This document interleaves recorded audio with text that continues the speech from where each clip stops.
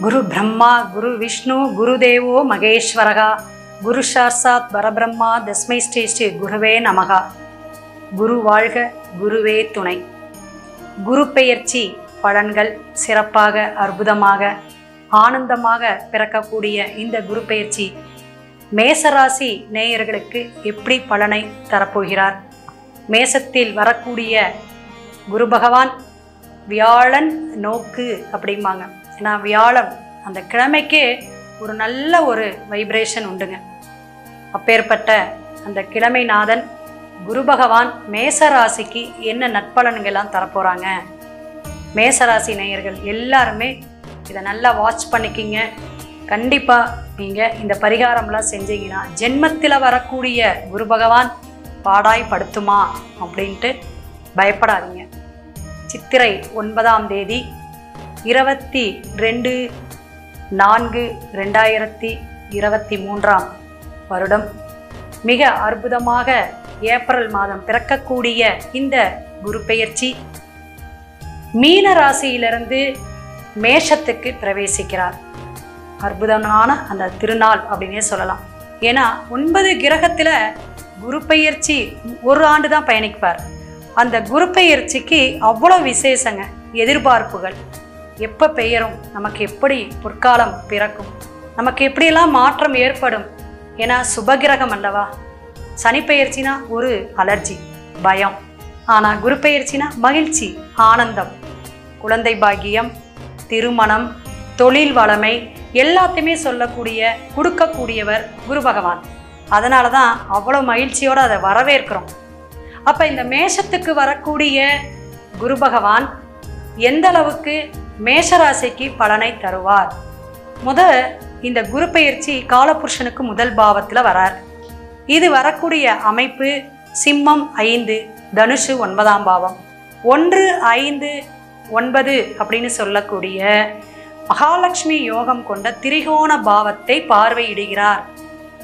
தன்னுடைய மேசராசியிலிருந்து எங்கே பார்க்குறாருங்க? சிம்மத்தையும் தனுஷையும் பார்க்கக்கூடிய அமைப்பு கும்பத்துக்கும் நல்லா தான் இருக்கும்.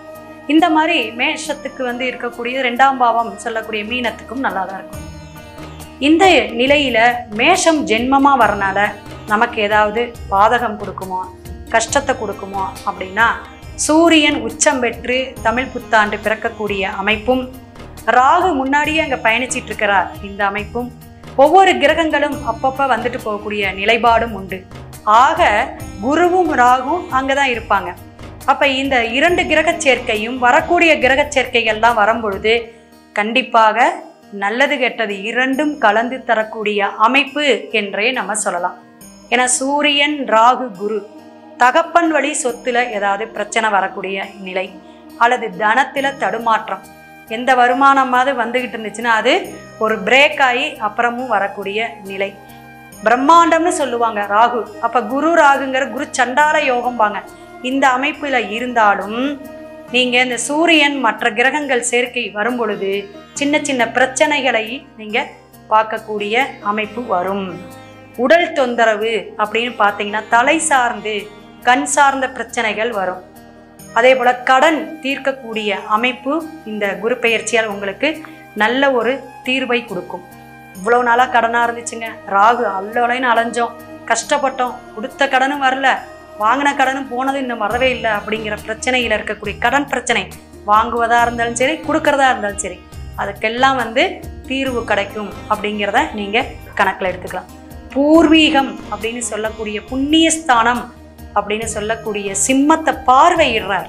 அப்போ என்ன ஆகுங்க? உங்களுடைய பூர்வீக சொத்துல இருக்கக்கூடிய பிரச்சனைகள், தாத்தா பாட்டி எல்லாம் உங்களுக்கு ஏதாவது உதவி பண்ணக்கூடிய அமைப்பு, அவங்களுடைய பாக்கியம், குலதெய்வ வழிபாடு, அனுகிரகம் எல்லாமே கிடைக்கும் அப்படிங்கிறத நீங்கள் எடுத்துக்கலாம்.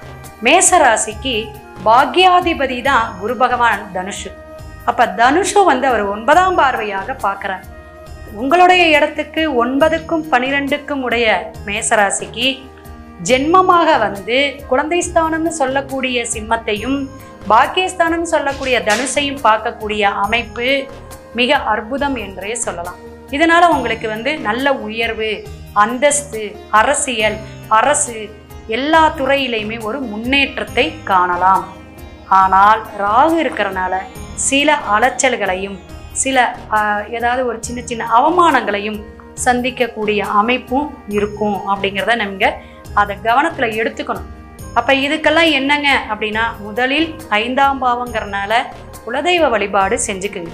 தை மாதமோ ஆடி மாதமோ ஒரு பொங்கல் வச்சு வழிபாடு எடுத்துக்கிறது நல்லது. பிரம்மா அப்படின்னு சொல்லக்கூடிய அமைப்பு குரு பகவானுக்கு உண்டு.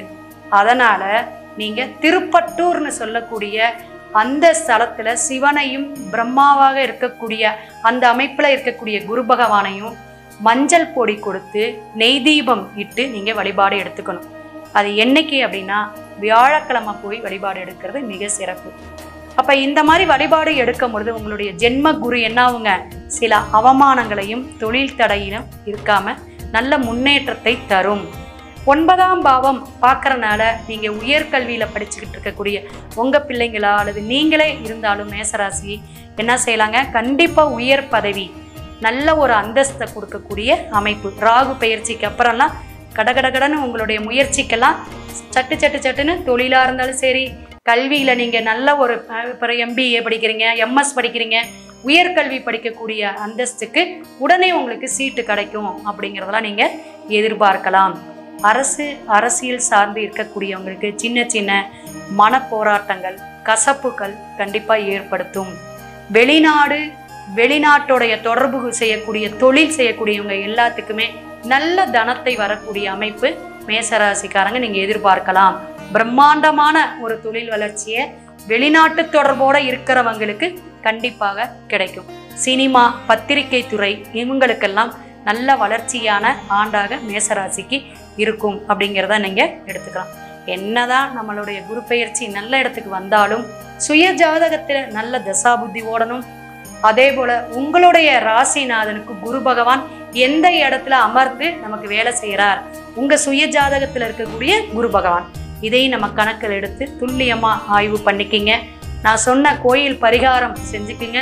ஜென்ம குருவிலேருந்து எந்த ஒரு சங்கடமும் இல்லாமல் தப்பிச்சுக்கலாம்.